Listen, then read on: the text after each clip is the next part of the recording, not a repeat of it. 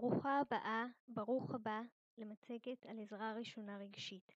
5 שלבים לעזרה ברגשות ובתגובות בזמן חירום. המצגת נוצרה עבורך ועבורך על ידי ג'ודיטה בן דוד ומיכל לביא, שתי מטפלות העוסקות בתחום הטראומה. המצגת נועדה לשימוש עצמי בשעת חירום או בכל עת שמורגש צורך. אפשר לתרגל את המצגת כולה או חלקים ממנה לפי הצורך. אם הקושי מתמשך, אנו ממליצות לפנות לעזרה מקצועית. אנו ממליצות לקרוא את המצגת ולעצור בכל שלב של תרגול או בדיקה עצמית. לאחר סיום התרגול, אפשר לחזור לוידאו.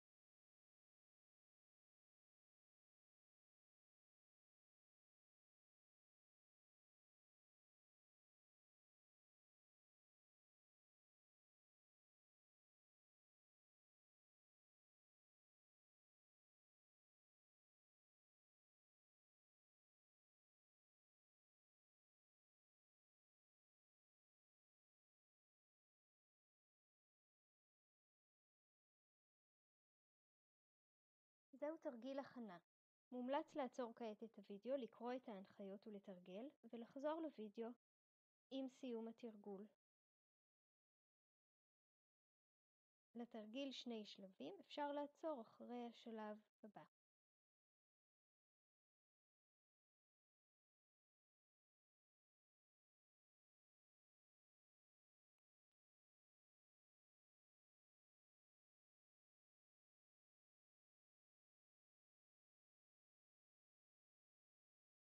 זהו התרגיל הראשון. מומלץ לעצור כעת את הוידאו, לקרוא את ההנחיות, לתרגל ולחזור לוידאו עם סיום התרגול.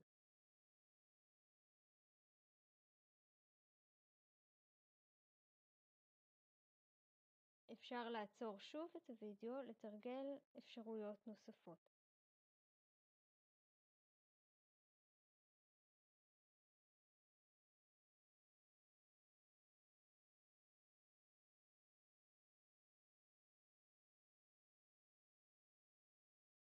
מומלץ לעצור כעת ולהעריך את ההרגשה עכשיו. 1 היא התחושה הטובה ביותר שיכולה להיות, ו10 היא התחושה הגרועה ביותר. אחרי שנסיים את ההערכה העצמית, נחזור לסרטון.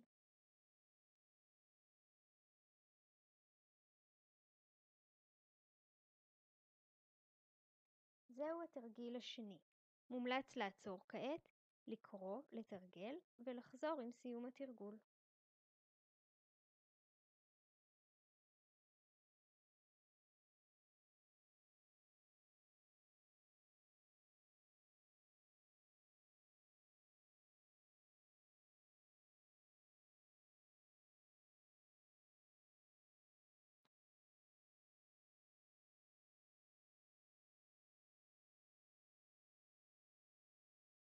נעצור כעת שוב להערכת ההרגשה כרגע.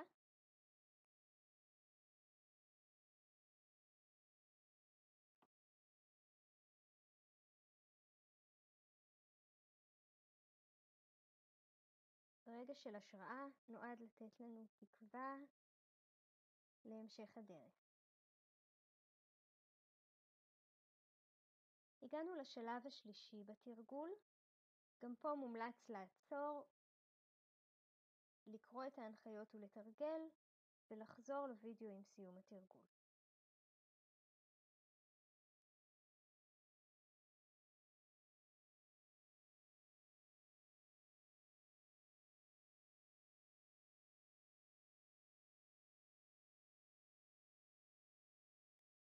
נעצור כעת שוב להעריך את ההרגשה עכשיו.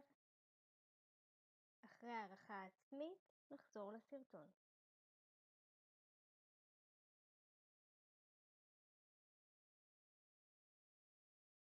הגענו לשלב 4. מומלץ כעת לעצור, לתרגל ולחזור לוידאו עם סיום התרגול.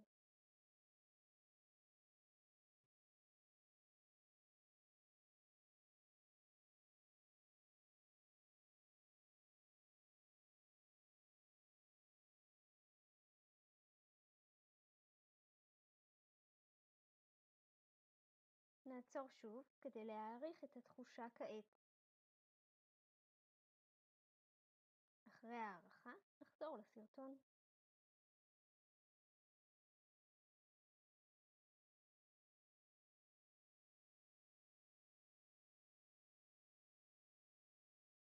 הגענו לשלב החמישי והאחרון. זה השלב שבו אנו מצטיידות ומצטיידים במשאבים שיסייעו לנו עם ההתמודדות גם עכשיו וגם בעתיד.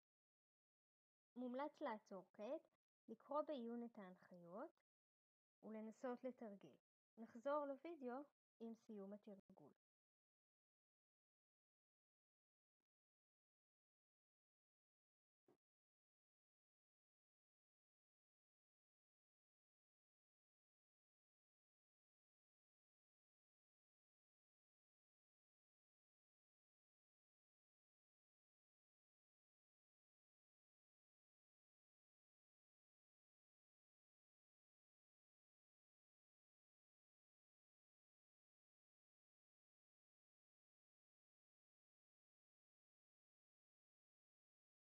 אנו ממליצות לתרגל ולהצטייד במשאבים בכל זמן שאפשר, גם בשגרה ולא רק בחירום.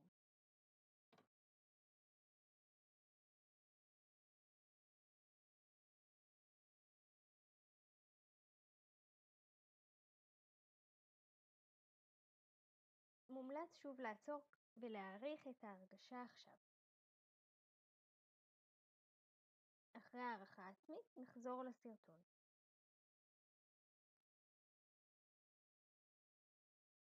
אם עדיין יש צורך, ניתן לחזור ולתרגל שוב את השלבים הראשונים עד לתחושת הקלה. אם המצוקה ממשיכה, מומלץ לפנות לעזרה מקצועית.